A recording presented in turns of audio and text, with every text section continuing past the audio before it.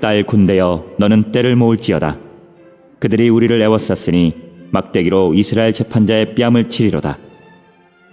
베들레헴 에브라다야, 너는 유다 족속 중에 작을지라도 이스라엘을 다스릴 자가 내게서 내게로 나올 것이라. 그의 근본은 상고에 영원에 있느니라. 그러므로 여인이 해산하기까지 그들을 붙여두시겠고 그 후에는 그의 형제 가운데에 남은 자가 이스라엘 자손에게로 돌아오리니 그가 여호와의 능력과 그의 하나님 여호와의 이름의 위엄을 의지하고 서서 목축하니 그들이 거주할 것이라. 이제 그가 창대하여 땅끝까지 미치리라. 이 사람은 평강이 될 것이라. 아수르 사람이 우리 땅에 들어와서 우리 궁들을 밟을 때에는 우리가 7 목자와 8 군왕을 일으켜 그를 치리니 그들이 칼로 아수르 땅을 황폐하게 하며 니므롯 땅 어기를 황폐하게 하리라. 아수르 사람이 우리 땅에 들어와서 우리 지경을 밟을 때에는 그가 우리를 그에게서 건져내리라. 야곱의 남은 자는 많은 백성 가운데 있으리니 그들은 여호와께로부터 내리는 이슬 같고 불 위에 내리는 단비 같아서 사람을 기다리지 아니하며 인생을 기다리지 아니할 것이며 야곱의 남은 자는 여러 나라 가운데와 많은 백성 가운데 있으리니 그들은 수풀의 짐승들 중에 사자 같고 양떼 중에 젊은 사자 같아서 만일 그가 지나간즉 밟고 찢으리니 능히 구원할 자가 없을 것이라. 내 손이 내 대적들 위에 들려서 내 모든 원수를 진멸하기를 바라노라. 여호와께서 이르시되 그날에 이르러는 내가 내 군마를 내 가운데에서 멸절하며 내 병거를 부수며 내 땅의 성읍들을 멸하며 내 모든 견고한 성을 무너뜨릴 것이며 내가 또 복수를 내 손에서 끊으리니 내게 다시는 점쟁이가 없게 될 것이며 내가 새긴 우상과 주상을 너희 가운데에서 멸절하리니 내가 내 손으로 만든 것을 다시는 섬기지 아니하리라. 내가 또 내 아세라 목상을 너희 가운데에서 빼버리고 내 성읍들을 멸할 것이며 내가 또 진노와 분노로 순종하지 아니한 나라에 갚으리라 하셨느니라.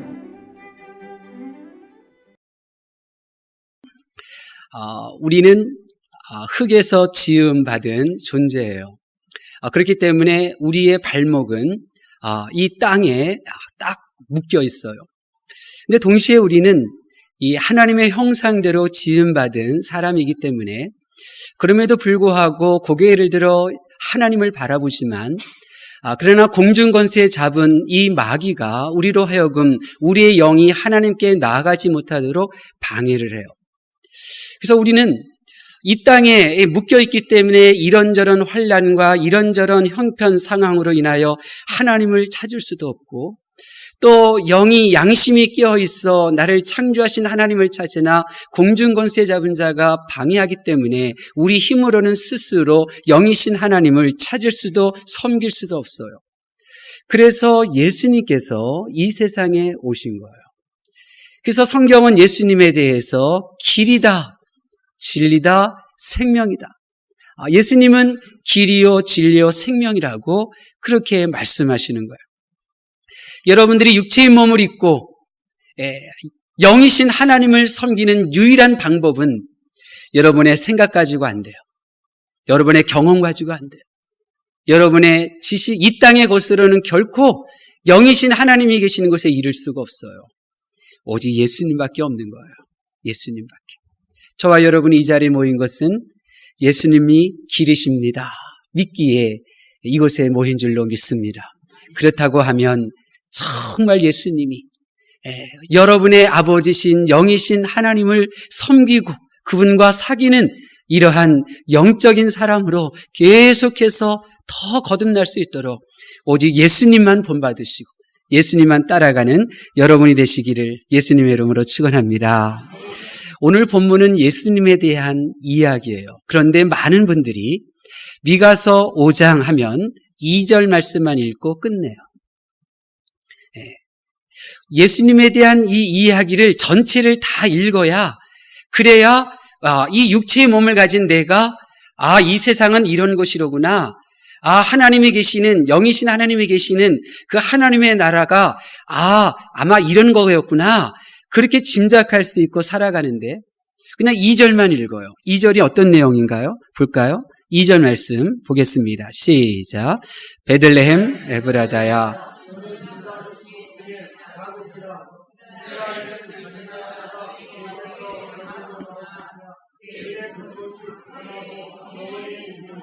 아멘. 미가서는 여러분이 아시다시피 예수님이 이 세상에 태어나셨을 때 보다도 800년 전에 살았던 사람이에요.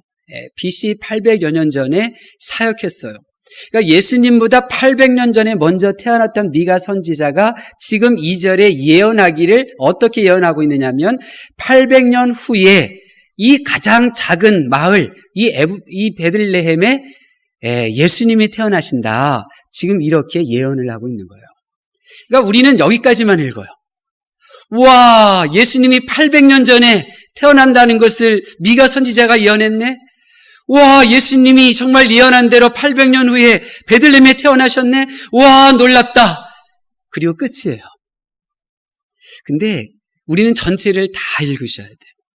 오늘 미가서 5장 전체를 다 읽게 될 때, 그럴 때 예수님이 800년 전에 사람들을 놀래키면서까지 예언된 상태 그대로 그 예언을 이루기 위하여 베들레헴에 태어나셔야만 했던 이유, 그 영원하신 하나님, 2절 하반절에 보면 예수님에 대해서 영원하신 분이라고 소개하잖아요. 여러분, 영원하신 분이 누구예요? 하나님이에요. 지금 미가 선지자는 800년 후에 오시는 예수님, 그분이 영원하신 하나님이라고 소개하고 있단 말이에요. 그렇다고 하면 그 영원하신 하나님, 시간 밖에 계신 하나님께서 시간 안으로 들어오셔서 하셔야 했던 일들이 무엇인지, 왜 시간 밖에 계셨던 영원하신 예수님이 시간 속으로 들어오는 이 세상에 오셔야만 한 이유가 무엇인지 이 미가서 5장 전체를 우리가 읽으셔야 돼요. 그래야 그리스도인이 될 수 있어요. 그래야 영의 하나님의 자녀들이 될 수가 있어요. 육의 종교인들이 아닌, 바리새인과 같은 그런 종교인들이 아닌 진짜 신앙인이 될 수가 있는 거예요. 유명건 원사님이 안 보이시네요. 예, 안 오셨어요. 연락이 없네요. 연락 없이 안 왔어요, 오늘. 당연히 연락 없이 오셔야 되는 분들도 있지만, 연락을 하고 안 오셔야 될 분들도 있어요. 네. 근데 연락을 안 하고 왔네요. 네. 지금, 유명건 권사님은 하나님께서 계속해서 개입하고 계시는데, 그걸 빨리 깨달으셔야 참 좋을 텐데, 안타까운 부분들이 없지 않아 있어요. 네. 여러분, 잊지 마세요.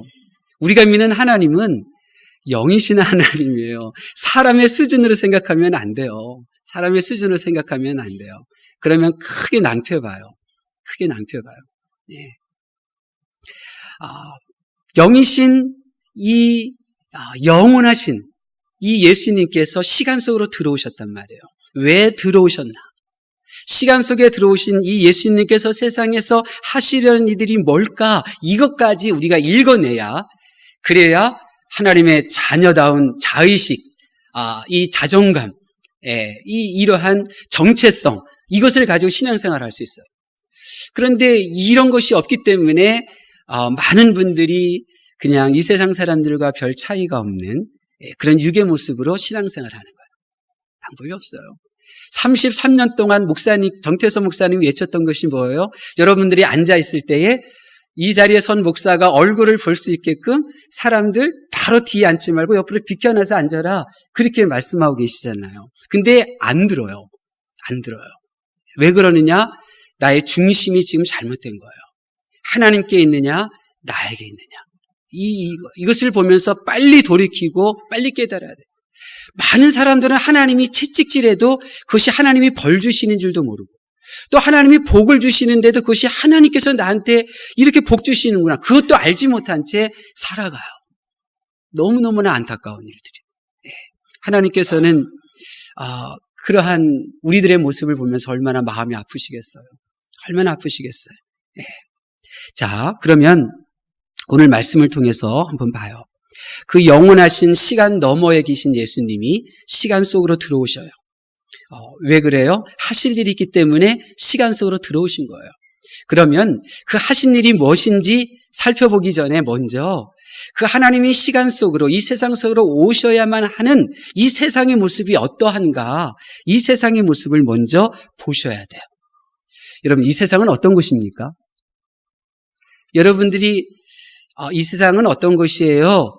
한번 말씀해 보세요. 이제 성장하는 이 초등학생 아이가 여러분에게 질문한다면 이 세상은 이런 거야 라고 대답을 해야 될 텐데 여러분의 세상이 어떤 것이라고 대답할 수 있어요? 세상 좀 가르쳐 주세요. 내가 이제 이 세상을 살아갈 날들이 많은데 이 세상이 어떤 것입니까? 물어본다면 여러분은 뭐라고 대답하시겠어요? 그냥 먹고 싶은 맛난 음식 많은 것, 내가 가보고 싶은 아름다운 장소들이 많은 것, 내가 어울리게 편안하고 참 좋은 사람들이 많은 곳, 이것이 세상이야 이렇게 말하고 싶어요? 아니면 하고 싶은 건 많지만 내 능력이 따라주지 못해서 좌절하고 제약이 많아서 또 원망하고 어쩔 수 없이 그냥 지내는 것, 그것이 바로 이 세상이야. 그렇게 소개할래요? 하나님이 보시는 이 세상의 모습이 있어요. 예수님이 보셨던 이 세상의 모습이 있어요. 그래서 그 모습을 너무너무나 안타까워하셨기 때문에 이 세상에 오신 거예요. 예수님이 이 세상을 보신 그 모습이 어떤가 오늘 말씀에 그대로 나오잖아요. 한번 볼까요? 예수님이 오셔야만 하는 이 세상의 모습이 어떤가? 10절 말씀, 10절 말씀 눈으로 한번 쭉 훑어보세요. 이 세상이 어떤 곳이에요? 군마, 내 병거. 나의 병거와 나의 군마가 있는 거예요. 군마와 병거가 하는 것이 뭐예요? 싸우는 거예요. 이 세상은 어떤 곳이냐? 나라나 사람이나 다 싸우려고 만들지. 싸우는 일에 성공하기 위해서 우리들의 자녀들을 아낌없이 군대에 투입하고 물질을, 세금을 군비 확장에 투자하고 이런 것이 바로 이 세상이라는 거예요. 이 세상, 하나님이 보신 세상이 바로 이런 거예요. 싸우기에 안달이 나는 것. 어떻게 하면 싸우려고 만드는 것. 이게 세상이에요. 또 11절 보실까요? 11절 말씀 읽겠습니다. 시작. 내 땅의 성읍들을 멸하며 내 모든 견고한 성을 무너뜨릴 것이며 아멘. 도대체 이 세상이 어떤 것이길래 성읍을 견고한 성을 무너뜨려요? 하나님께서 견고한 성읍, 이 멸망시킨 무너뜨린 도시가 있어요. 뭔지 생각나세요? 하나님께서 직접 무너뜨리고 태워버린 성읍이 있어요. 이 말씀 그대로 소돔과 고모라 성이에요. 하나님이 직접 사람의 손을 빌리지 않고 직접 해결하셨어요. 왜 그래요? 소돔과 고모라 성이 어떤 성이에요? 하나님 없이 살려고 하는 사람들이 있는 거예요. 하나님 없이 살려고 하는 세상, 그곳을 무너뜨려요. 이 세상은 그런 거예요. 나 하나님 없이도 살 수 있다. 나 예수님 도움 없이도 살 수 있다. 이런 사람들로 가득한 곳이 이 세상이에요. 또 12절 말씀 볼까요? 12절 말씀 딱 이렇게 보니까 이제 복술, 또 점쟁이 이런 단어들이 나오잖아요. 그러니까 하나님께 기도하지 않는 거예요. 하나님은 전능하신 분인데 하나님을 전능하신 하나님을 의지하기보다는 이 점쟁이들, 미래에 대해서 궁금히 여기고 미래에 대해서 빨리 알아보고 싶고 이런 모습들. 그러니까 하나님께서는 우리와 함께 하고 싶으셔서 온 우주 만물을 창조하셨어요. 그리고 더 사람들과 함께 하고 싶어서 가까이 지내고 싶어서 에덴 동산도 이렇게 가꾸셨어요. 그리고 그곳에 함께 아담과 사귀셨는데 이 세상은 어떤 것이냐? 자꾸 하나님을 밀쳐내요. 하나님 필요 없어요. 하나님 좀 떨어지세요. 조금만 더 멀리 계세요. 계속해서 밀쳐내는 것이 이 세상이에요. 이 세상. 여러분, 영원하신 예수님께서 오시려고 한 이 세상이 어떤 곳이냐? 13절에 있는 말씀을 보세요. 사람들이 만든 우상, 사람들이 만든 그 주상들이 가득하잖아요. 뭐예요? 하나님을 섬기지 않는 거예요. 하나님을 섬기지 않아요. 자기 자신은 섬겨요. 자기 물질은 섬겨요. 그런데 하나님은 섬기지 않아요. 이게 바로 이 세상이에요. 이 세상. 얼마나 참 14절 말씀 볼까요? 14절 말씀 보면 이 아세라 목상, 이 아세라 목상이 의미하는 바가 뭐예요? 거짓된 이야기들, 거짓된 이야기, 진리가 아닌데 진리인 양 겉포장했던 거짓된 이야기들. 이 아세라가 하나님께서 이 주시는 복을 대신하려고 하잖아요. 거짓된 이야기들로, 거짓된 이야기, 진리는 듣지 않고 진리는 거짓으로 왜곡하고 거짓을 진리로 받아들이는 곳, 그것이 바로 이 세상이라는 거예요. 사실을 말해줘도 듣지를 않아요. 진리를 말해주려고 해도 거짓이라고 공격을 해요. 그것이 바로 이 세상이라는 거예요. 이 세상. 마지막으로 영원하신 예수님께서 오시려고 한 세상이 어떤 곳이냐, 15절에 나오잖아요. 15절에 뭐예요? 순종하지 아니하는 것은. 순종하지 않아, 이 세상은. 하나님께 순종하지 않는 것이 이 세상이에요. 6월에 암송하는 말씀과 같이 이 세상이 왜 하나님께 순종할 줄 모르느냐, 로마서 8장 7절 말씀과 같이 육신적인 생각은 하나님과 원수가 되거든요. 이 육신적인 생각은 하나님의 법, 하나님의 말씀에 복종하려고 하는 의도조차 생기지 못하게 하거든요. 그렇기 때문에 이 세상은 하나님께 순종할 줄을 모르는 거예요. 여러분, 이게 이 세상이에요. 이 세상이에요. 이 세상은 싸우는 일에만 관심이 있어요. 근데 여러분, 싸우는 일에 관심 있는 이 세상의 모습을 보면서 누구 한 명 떠올리지 않아요? 하나님 없이 살려고 하는 것이 바로 이 세상이야. 하나님의 말씀을 이야기하고 나누는 것을 불편해하는 것이 바로 이 세상이야. 하나님이 이 세상을 보여주시는데 이 말씀을 들으면서 내 머릿속에 떠오르는 사람이 한 명 없나요? 그 사람 세상과 닮았네? 그런 사람 없나요? 이 세상은 하나님께 기도하지 않으며 하나님을 섬길 줄 모른대요. 이 세상과 똑같은 사람 떠오르지 않나요? 세상에는 거짓된 이야기를 믿는 사람들로 가득한 곳이래요. 하나님께 순종할 줄도 모른대요. 이 세상과 닮은 사람이 떠오르지 않아요? 저는 떠올라요. 저는 떠올라요. 누군지 아세요? 저 자신이에요. 하나님이 이 세상을 보여주는 세상의 모습들이 어쩌면 저랑 그렇게 똑 닮았나요? 나랑 똑 닮았어요. 여러분은 어떠신가요? 이 세상의 모습이 딱 여러분으로 하여금 떠올리게 하는 그 사람이 없나요? 영원하신 예수님께서 이런 세상에 오신 것처럼 이 세상과 꼭 닮은 내게도 찾아오셨어요. 800년 전 예언대로 2000년 전에 이 세상에 오신 예수님께서는 세상에 살고 있는 나, 세상을 닮아가고 있는 나, 세상과 똑같은 모습으로 살아가고 있는 이 나를 찾아오셨다고요. 여러분이라면 이 세상과 같은 기질, 이 세상과 같은 가치관을 가지고 있는 사람 찾아가겠어요? 그런 사람 만나고 싶겠어요? 어림도 없어요. 어림도 없어요. 싸우려고만 들고 이렇게 영적으로 완전히 죽은 이런 사람과 어떻게 어울릴 수 있겠어요? 그런데 이런 세상과 똑같은 나, 사람들과 어울릴지도 하나님과 어울릴지도 모르는 이 나, 기도해야 하는데도 기도의 필요성도 아는데도 기도하지 않는 이 나, 진리를 알면서도 자꾸만 거짓된 이야기에 그냥 내가 귀를 기울여지고 거짓된 이야기에 내 마음이 빼앗겨지며 순종할 줄 모르는 나, 순종을 불편해 여기는 나, 순종할 때 손해보는 것처럼 느껴지는 이 나를 예수님은 외면하시지 않으시고 나도 찾아오셨어요. 놀라운 일이죠. 위대한 사랑이에요. 자, 그러면 예수님께서 이 세상뿐만 아니라 세상과 똑같은 모습으로 살고 있는 나를 찾아오셨어요. 내 안으로 들어오셨어요. 왜요? 하고 싶으신 일이 있으신 거예요. 하고 싶으신 일이 있는 거예요. 그 일이 뭘까요? 예수님은 저 높은 하나님의 나라에서 이 낮은 이 세상을 바라보셨어요.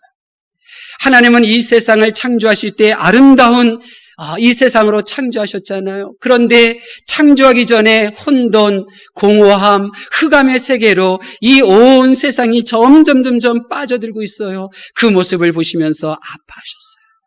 얼마나 아프신 줄 아셨나요? 채찍에 살이 뜯겨져 나가는 것보다 이 세상이 더 암흑 가운데, 더 혼돈 가운데, 더 공허 가운데 빠져드는 이 세상의 모습을 더 아파하셨어요. 예수님은 하나님의 형상을 잃어버린 채 살아가는 육의 모습으로 이 땅에 매여 살아가는 저와 여러분을 보시는 게 아프셨어요. 얼마나 아프셨냐면 십자가에 못 박히는 고통보다도 사람들로부터 조롱당하는 그 아픔보다도 더 크셨어요. 그래서 시간 너머에서 시간이 안으로 이 세상으로 오신 거예요. 하나님이 사람이 되어 이 세상에 오시어 하신 일은 세상을 바꾸고 저와 여러분을 바꾸기 위한 거예요. 어떤 사람으로요? 어떤 사람으로 예수님이 바꾸기를 원하셨나요? 7절 말씀 보겠습니다. 7절 말씀. 7절 말씀 시작. 야곱의 남은 자는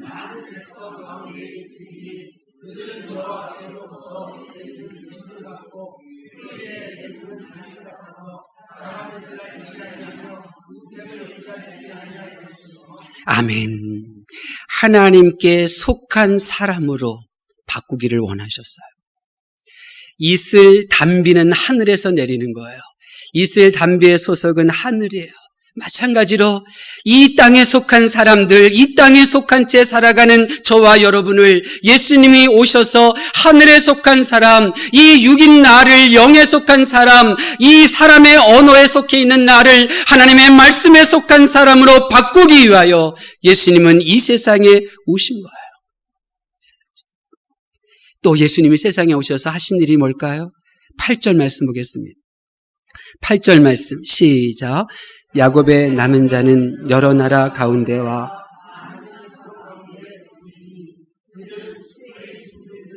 사자 같고 양떼 중에 젊은 사자 같아서 만일 그가 지나간즉 밟고 찢으리니 능히 구원할 자가 없을 것이라. 아멘.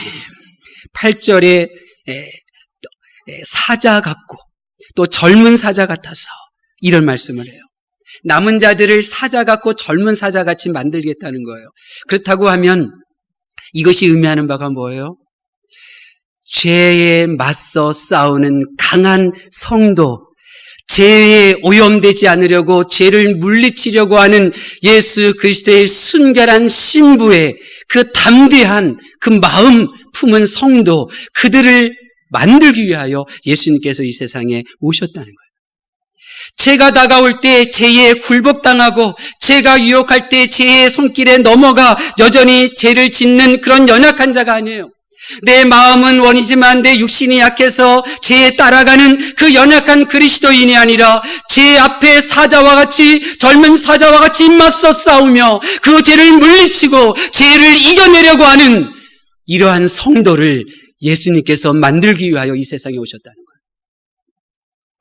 예수님은 이 세상에서 단지 이 죄만 우리의 죄를 사하고 천국으로 데려가기 위해서 오신 게 다 아니에요. 예수님은 이 세상에서 우리로 하여금 하나님을 믿는 이들이 천국 가기 전에 이 땅에 남아 있었을 때에 하나님께 보여드리고 싶은 그 모습으로 바꾸시고 계시는 거예요. 이 땅에 머물지만 하늘에 속한 자의 모습으로 사는 모습. 육의 몸을 갖고 있지만 죄에 노출되었으면서도 죄에 움츠러들지 않고 죄에 맞서 싸우며 죄를 물리치고 죄를 통제할 줄 아는 사자와 같은 그 강한 그리스도의 군사와 같은 사람, 그분을 보고 싶으신 거예요, 주님. 그래서 오신 거예요. 또 9절 말씀 볼까요? 9절 말씀, 예수님이 이 세상에 오셔서 우리를 어떻게 바꾸고 싶으셨을까? 9절 말씀 보겠습니다. 시작. 내 손이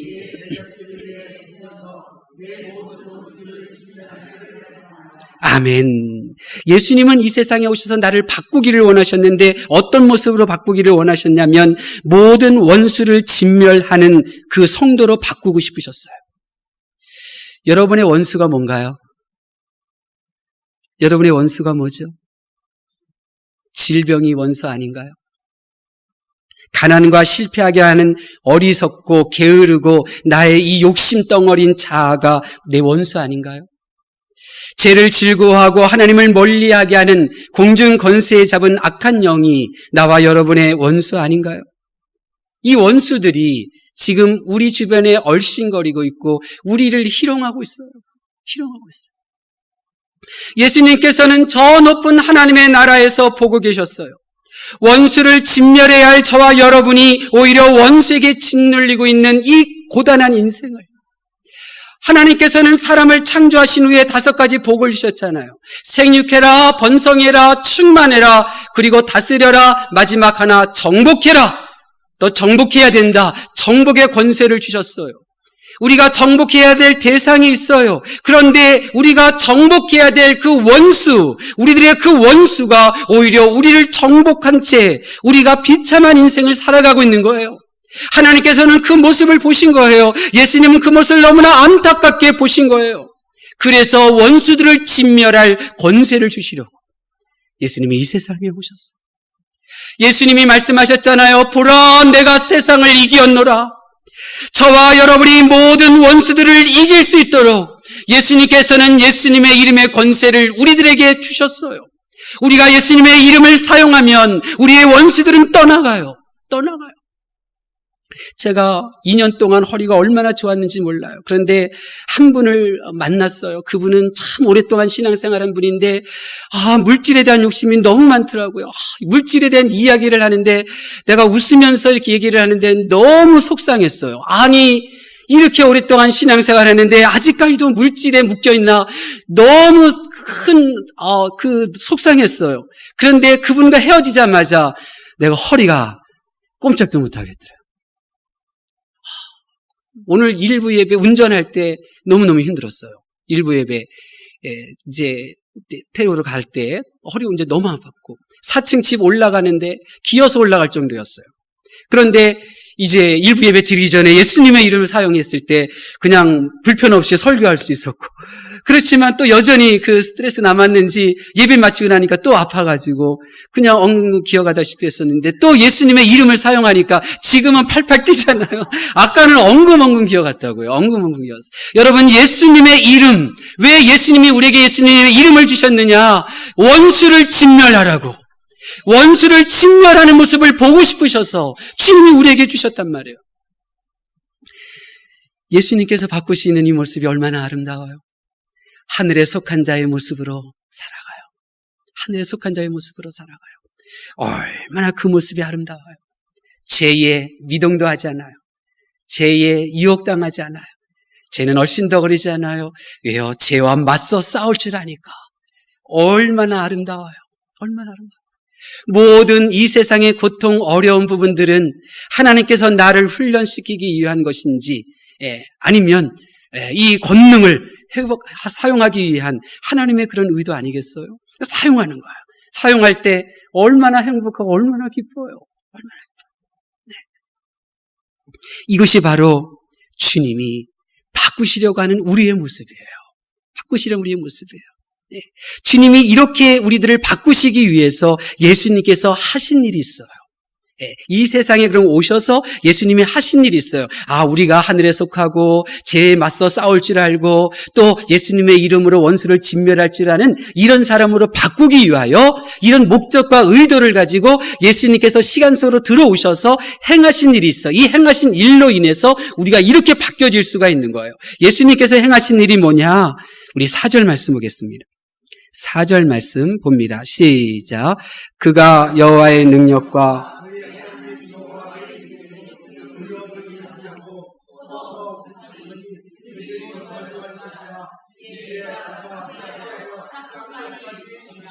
아멘. 이 4절은 구조가 두 개예요. 하반절은 예수님이 이런 사역을 했기 때문에 우리들에게 오는 복을 말하는 거예요. 예수님이 이렇게 하셨기 때문에 우리에게 복이 되는 거예요. 그것을 말하고 있는데 예수님께서 그럼 4절에 무엇을 하셨느냐면 여호와의 능력과 하나님의 이름의 위엄을 의지하면서 사셨어요. 이 세상에서. 예수님께서 우리를 바꾸시기 위하여 바꾼 우리들이 창대하고 풍성한 삶을 누리기 위하여 예수님께서 행하신 일이 뭐냐? 하나님의 능력을 의지해서 기도하셨어요. 새벽에도 기도하시고 낮에도 기도하시고 늦은 밤에도 기도하시고 기도하셔서 하나님의 능력을 행하셨어요. 그래요, 주님의 삶 속에 기적이 흔하게 일어나는 거예요. 기도를 통하여 하나님의 능력을 경험했어요. 또 여호와의 이름의 위엄을 드러내셨어요. 여호와의 이름의 위엄을 드러내시기 위하여 주님이 하신 일이 뭐냐? 말씀에 순종한 거예요. 십자가에 죽기까지. 십자가에 죽기까지 말씀에 자기를 죽임으로 여호와 하나님의 이름의 위엄을 높여드렸어요. 우리들은 기도의 능력의 매력을 느끼고 그렇게 신앙생활해요. 근데 하나님 예수님은 기도의 능력 이것뿐만 아니라 말씀의 죽어짐, 말씀의 순종 이것도 동일하게 균등하게 신앙생활 하셨어요. 우리가 그런 교회 돼야 돼요. 그래서 우리 교회를 기도하는 교회, 말씀 중심의 교회로세요. 근데 말씀 앞에서 내가 죽어짐으로 하나님의 이름의 위엄을 높이는 그런 모습들은 좀 익숙하지 않아요, 많은 분들이. 그러나 우리는 그것을 해내야 돼요. 내가 힘들 때 참아내고, 내가 속상해도 견뎌내는 이 말씀에 순종하며 주님의 모습을 드러내요. 그래야 예수님이 이렇게 행하셨기 때문에 우리가 바뀔 수가 있는 거예요. 또 주님이 하신 일이 뭔가요? 5절 말씀 볼까요? 5절 말씀 보겠습니다. 시작. 이 사람은 평강이 될 것이라. 아수르 사람이 우리 땅에 들어와서 우리가 7 목자와 8 군왕을 일으켜 그를 치리니. 아멘. 4절과 똑같은 구조예요. 4절도 예수님께서 이렇게 하셨기 때문에 우리에게 복인 창대함이 온 것처럼 5절도 예수님께서 이렇게 하셨기 때문에 우리들이 목자가 되고 군왕이 되는 거예요. 우리의 신분이 달려지는 거예요. 목자가 되고 군왕이 돼요. 사람들 앞에 군왕, 목자는 다스리는 권세를 사용하는 거거든요. 복이 있어요. 근데 예수님이 5절에 어떻게 하셨느냐? 평강을 끼치신 거예요. 평강. 네, 평강. 주님의 평강을 받으면 목자가 되고 리더가 돼요. 예수님의 제자 베드로 예수님을 3번씩이나 부인했어요. 근데 그 베드로를 예수님께서 찾아오셔서 평강이 너에게 있을지어다 말씀하셔요. 평강을 받은 베드로가 어떻게 돼요? 목자가 되잖아요. 군왕과 같이 세상과 맞서 싸워 예수 그리스도의 복음을 증거하잖아요. 감옥에 갇히고 십자가에 거꾸로 죽어도 그 왕의 품위, 왕의 그 권위를 잃지 않고 그 생활하잖아요. 평강을 받았기 때문에 그런 거예요. 사울도 예수님 믿는 이들을 잡아 가두려고 했던 사람인데 예수님께서 하늘문을 여시고 이 사울에게 직접 말씀하셔서 사울을 평강의 길로 인도하였더니 사울이 바울이 되어서 목자의 사역, 목자의 위 역할을 감당하잖아요. 군왕과 같은 역할을 감당해요. 그가 얼마나 당당하게 예수님에 대한 이야기를 증거합니까? 바울은 군왕과 같은 위엄이 있었다고요. 이게 뭐냐? 평강이 때문에 그래요. 평강. 또 6절 예수님께서 이 세상에 오셔서 하신 일이 뭔가 6절 말씀 보겠습니다. 시작.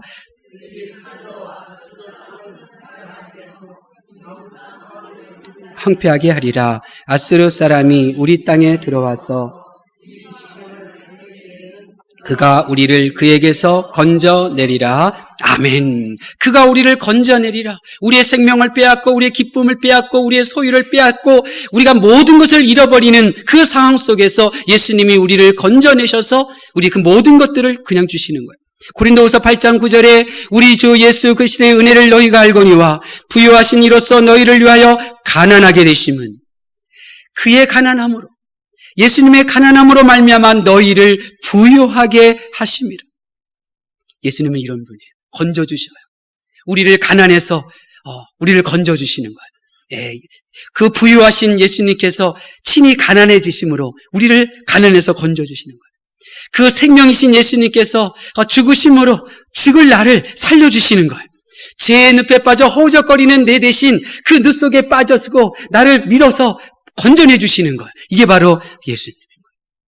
저는 바뀔 거예요. 저는 예수님께서 이렇게 행하신 모습을 보면서 나는 바뀌어야 될 사람이라는 거 알아요. 나는 반드시 바뀌어야 될 것을 믿어요. 그리고 바뀌기 위하여 십자가 붙잡을 거예요. 예수님이 이 세상에 오셔서 얼마나 세상을 슬퍼하시고 안타깝게 여기시고 나의 모습을 안타깝게 여기셨으면 이 영원하신 하나님이 세상에 오셔서 이런 일을 하셨겠어요. 난 예수님이 하신 일을 보면서 나는 바뀌어야 된다고 믿어요. 나는 바뀔 거예요. 여러분도 그런 마음 들지 않나요? 하나님께서 저와 여러분을 바꾸시기 위하여 부각교회로 부르셨어요. 예수님께서 세상을 바꾸시려고 한다면 세상은 바뀌어야 할 것이고, 예수님께서 저와 여러분을 찾아오셨다면 역시 우리도 바뀔 것이 있기 때문에 주님이 우리를 찾아오신 거예요. 그렇다고 하면 우리는 주님이 원하시는 그 모습, 하늘에 속한 자의 모습으로, 죄에 맞서 싸우는 자의 모습으로, 그리고 하나님께서 우리에게 주신 예수 그리스도의 이름의 권세로 모든 악한 원수들을 진멸하는 그러한 사람으로 바뀌어야만 하는 거예요. 토기장의 손 안에서 진흙이 필요한 물건으로 바뀌어지잖아요. 토기장의 손 안에서 그 진흙이 그 고려자기로 바뀌게 될 때 그 가치가 얼마나 커지나요? 우리도 마찬가지예요. 우리는 이 세상에서 별 볼 일 없고 하찮은 존재이지만, 그러나 주님의 피 흘리시고 날 위해 못 박히신 주님의 손 아래에서 우리는 가치 있고 특별하며 아름다운 존재로 새로워지게 될 줄로 믿습니다. 여러분, 예수님은 창조주세요. 요한복음 1장 3절에 만물이 그로 말미암아 지은 바 되었으니 지은 것이 하나도 그가 없이는 된 것이 없느니라 선포하고 있어요. 예수님께서는 혼돈하고 공허하며 흑암이 있는 이 세상을 하나님은 아름다운 그러한 그 우주로 바꾸셨잖아요. 마찬가지예요. 나의 인생이 미래가 없어요? 깜깜해요? 나의 인생이 뭔가 이룬 것 같지만 공허한가요? 나의 인생이 정말 혼돈한가요? 뭐가 뭔지 모르겠고, 뭐 정치가 뭔지 모르겠고, 경제가 뭔지 모르겠고, 혼돈한가요? 상관없어요. 주님 안에 머물기만 하면 우리는 옛사람은 지나가고 새 사람이 될 줄로 믿습니다. 그래서 사도 바울이 이렇게 고백하잖아요. 완전히 바뀌어지고 완전히 새로워졌던 바울이 그 비밀을 이렇게 말해요. 고린도후서 5장 17절에 누구든지 그리스도 안에 있으면 새로운 피조물이라. 이전 것은 지나갔으니 보라 새 것이 되었도다. 그리스도 안에 머물면 우리는 새로워질 수 있어요. 육에 속한 사람이 하늘에 속한 사람으로. 그리스도 안에 머물면 죄와 뒤섞여서 살던 내가 죄로 여기며 물리치는 사람으로 바뀌어질 수 있어요. 순결한 그리스도의 신부가 될 수 있어요. 그리스도 안에 머물면 우리는 예수 그리스도의 이름으로 원수를 진멸하며 살아갈 수가 있어요. 우리가 그런 삶을 살자고 창립 34주년이 되는 올해에 예수님은 33년 동안 말씀이 육신이 되어 이 세상에 계시다가 하늘나라로 승천하셨잖아요. 예수님이 승천하신 34주년이 되는 이 해에 우리가 큐티하자고 말씀드리는 거예요. 큐티하자고. 말씀 안에 머물자고. 매일매일 그 말씀이 나를 바뀌어요. 하나님의 음성을 들을 줄 모르던 내가 매일매일 큐티하면 이 하나님께서 이렇게 말씀하시는구나 들려져요. 매일매일 말씀을 묵상하면 가까운 사람에게 축복할 줄도 모르던 내가 사랑의 말, 축복의 말을 하는 나로 바뀌어져요. 매일매일 말씀, 성경책을 보며 말씀을 보면 그토록 원수처럼 여기던 그가 왜 이렇게 사랑스러운지 바뀌어지게 돼요. 성경으로 돌아가야 돼요. 성경으로 돌아가야 돼요. 시스템, 사람, 다 필요 없어요. 필요 없어요. 저는 새벽 예배 나오는 것보다 여러분들이 24시간 중에서 필요한 여러분들이 가장 자유로운 그 시간에 큐티하는 거 저 더 좋아해요. 더 좋아요. 왜냐면 예배자로 나와서 제 설교 들으면서 딴 생각하느니 그냥 큐티책 펴놓고 자기가 말씀 읽으면서 기도하고 기록하는 게 더 유익이기 때문에 그런 거예요. 더 유익이기 때문에. 제가 오후 예배도 2주에 걸쳐서 오후 예배 안 드렸잖아요. 왜 그래요? 오후 예배 드리면서 딴 생각하느니 잊어버리느니 자기 입술로 하나님의 말씀들을 서로 나누는 것이 더 오래 말씀의 영향력 아래 있기 때문에 그런 거예요. 육의 사람이 영의 사람으로 벽기려지는 것은 말씀밖에는 없는 거예요. 성경밖에는 없어요. 성경책을 펴면 하나님을 만날 수 있어요. 성경책을 펴면 나의 인생을 아름답게 바꿀 수 있어요. 성경책을 펴면 내 주변에 있는 사람도 행복하게 만들어줄 수 있어요. 성경책을 펴면 달라져요. 바뀌어져요. 왜냐하면 우리를 바꾸기를 원하시고 세상을 바꾸기를 원하시는 성령 하나님께서 기록하신 말씀이기 때문에 그래요. 이번 한 주간도 말씀을 가까이 하셔서 예수님이 나를 이렇게 바꿔가고 계셔요. 예수님이 나를 이렇게 바꾸시는 것 같아요. 고백하는 감동의 물결이 여러분의 심령과 가정과 교회 속에 흘러넘치기를 예수님의 이름으로 축원합니다. 기도하겠습니다.